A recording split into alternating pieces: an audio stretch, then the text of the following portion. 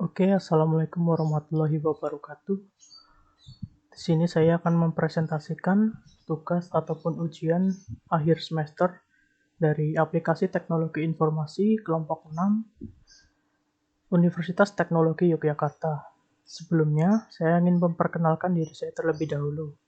Perkenalkan, nama saya Bagus Chandra Nugroho dari Informatika D Universitas Teknologi Yogyakarta dengan NPM atau nomor pokok mahasiswa 5210411197. Di sini saya membawakan materi yaitu peran teknologi informasi dalam bidang informatika. Oke, apa itu teknologi informasi dan apa saja perannya dalam bidang pendidikan khususnya informatika? Teknologi informasi merupakan elemen penting dalam kehidupan berbangsa dan bernegara. Peranan teknologi informasi pada aktivitas manusia pada saat ini memang begitu besar.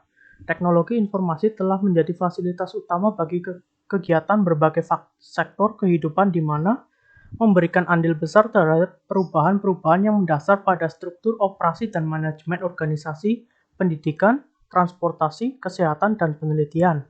Seperti yang sudah kita ketahui dalam dunia pendidikan di Indonesia, komputer sudah diperkenalkan dan digunakan di sekolah-sekolah mulai dari pendidikan dasar hingga perguruan tinggi. Bahkan untuk pendidikan di kota-kota besar, komputer sudah diperkenalkan sejak anak-anak masuk taman kanak-kanak atau playgroup untuk bermain dan belajar. Selain digunakan sebagai alat bantu untuk pembelajaran interaktif, juga bersifat audiovisual untuk memudahkan proses pembelajaran itu sendiri. Apa saja peran teknologi informasi dalam dunia pendidikan, khususnya dalam bidang informatika? Yang pertama, yaitu sistem pengajaran berbasis multimedia.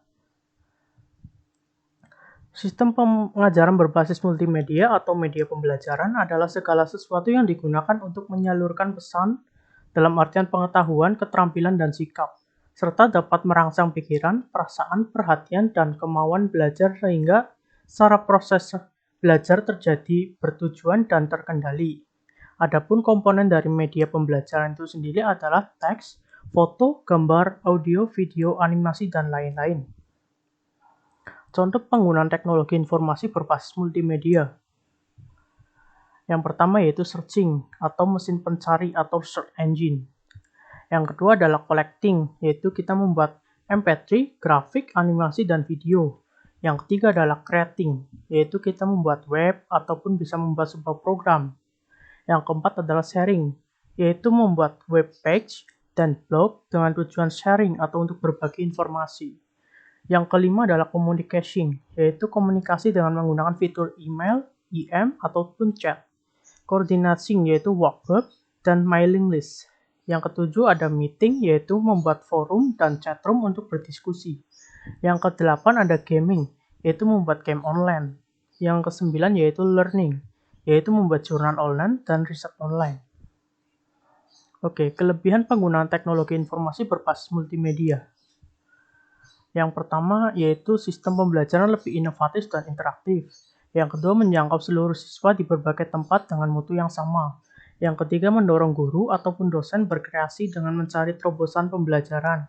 Yang keempat kemampuannya menggabungkan teks, gambar, audio, dan animasi merangsang panca indera. Yang kelima menimbulkan minat dan menambah motivasi siswa. Yang keenam mampu memvisualisasikan materi yang selama ini sulit untuk disampaikan dibandingkan jika melalui penjelasan satu arah ataupun alat peraga konvensional. Yang terakhir, yang ketujuh memungkinkan pembelajaran mandiri karena sistem penyimpanan yang fleksibel sehingga tidak terbatas waktu dan tempat serta dapat digandakan. Oke, kita akan melihat video mengenai teknologi informasi. Sumbernya bisa dilihat di sisi kiri, saya sudah berikan linknya. Teknologi informasi itu adalah suatu teknologi yang memiliki fungsi dalam mengelola data untuk mendapatkan informasi. Nah, lebih lengkapnya, teknologi ini dapat memproses data, memperoleh, menyusun, menyimpan, serta mengubah data dengan segala macam cara untuk mendapatkan informasi yang bermanfaat atau juga yang berkualitas. Nah, untuk fungsinya ini ada macam-macam. Kita mulai dari yang pertama, yaitu capture. Capture adalah fungsi teknologi informasi yang dimana dilakukan pemindaian terhadap data atau informasi ya. Capture itu kan menangkap. Kemudian yang kedua adalah storage.